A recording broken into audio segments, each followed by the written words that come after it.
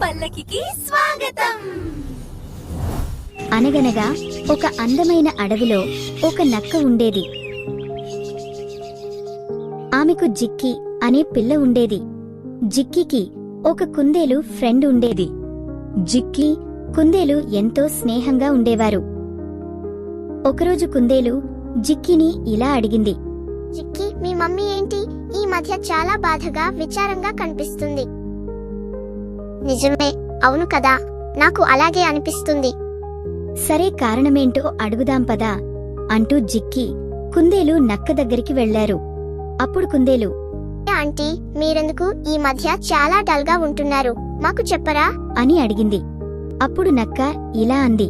నేను చాలా తెలివిగా ఉన్నా, అడవిలోని ఇతర జంతువులు నన్ను పట్టించుకోవడం లేదు, నిర్లక్ష్యం చేస్తున్నారు.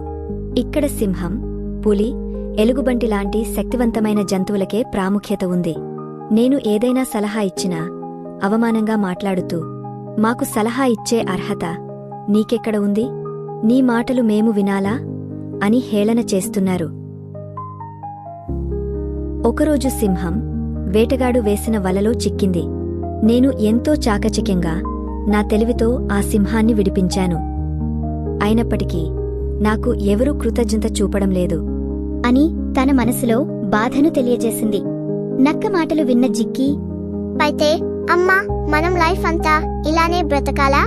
ఈ అడవిలో గౌరవం పొందాలంటే నేను మారాల్సిందే, లేదా వారిని మోసగించి నమ్మకం పొందాలి అని తన మనసులో అనుకుంది నక్క. ఒకరోజు ఆకలితో అలమటిస్తున్న నక్క ఆహారం కోసం అడవి పక్కనే ఉన్న ఒక గ్రామంలోకి చేరింది. అకస్మాత్తుగా నక్కను చూసిన 2 కుక్కలు నక్కను వెంటబెట్టాయి. నక్క పరిగెడుతూ చీరలకు రంగులు అద్దే ఒక ఫ్యాక్టరీలో ఉన్న ఒక పెద్ద నీలి రంగు తొట్టెలో పడి పూర్తిగా మునిగిపోయింది.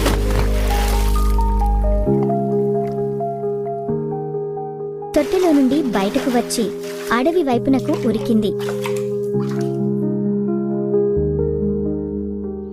ఆకలితో ఉన్న నక్క కనీసం నీళ్లైనా తాగుదామని పక్కనే ఉన్న చిన్న కొలను దగ్గరకు వెళ్ళింది.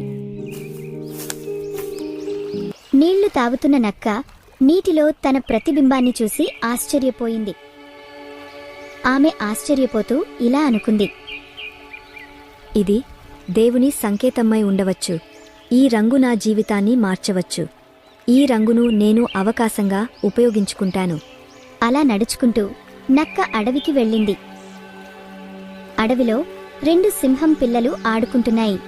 నీలరంగు నక్కను చూసిన సింహం పిల్లలు ఇదేదో వింత జంతువు అనుకుని వెంటనే అడవికి రాజైన సింహం దగ్గరకు వెళ్లి నీలరంగు నక్క గురించి చెప్పాయి. సింహరాజు, రాణిలు ఇతర జంతువులతో కలిసి నీలిరంగు నక్క దగ్గరకు వెళ్లారు. అప్పుడు నీలరంగు నక్క ఇలా అంది. నేనొక దైవదూతను. కొద్ది రోజులలో ఈ అడవికి పెనుప్రమాదం పొంచి ఉందని, మీ అందరినీ కాపాడమని ఆ నీలకంఠుడు నన్ను ఇక్కడకు పంపాడు అని ప్రకటించింది. ఆమె అపూర్వమైన నీలిరంగును చూసిన జంతువులు భయంతో నమ్మేశారు. నీలిరంగు నక్కను అడవికి రాణిగా చేసి పూజించారు.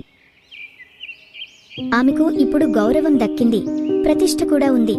కాని లోపల మాత్రం ఏదో కలవరం, అసంతృప్తి. ఈ గౌరవం నిజమైనది కాదని, అది మోసం ద్వారా వచ్చినదని ఆమెకు తెలుసు. ఇంతలో గుంటనక్కలు అరుపు విన్న నక్క తన సహజ లక్షణంతో తాను కూడా అరచింది.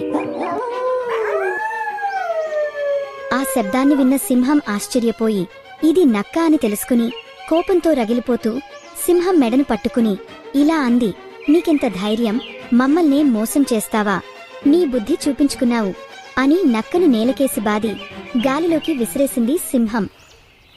నక్క బాధతో తన ఇంటికి వెళ్ళింది. నీలరంగు నక్కను చూసిన నక్కపిల్ల భయంతో ఇదేదో వింత జంతువులా ఉంది అనుకుంటూ ఇల్లు వదిలి పారిపోయింది. ఈ కథలో నీతి, మోసం చేసి పొందిన గౌరవం ఎన్నటికీ నిలదొక్కుకోదు. కొత్త కథలు వినాలంటే సబ్స్క్రైబ్ చేయండి.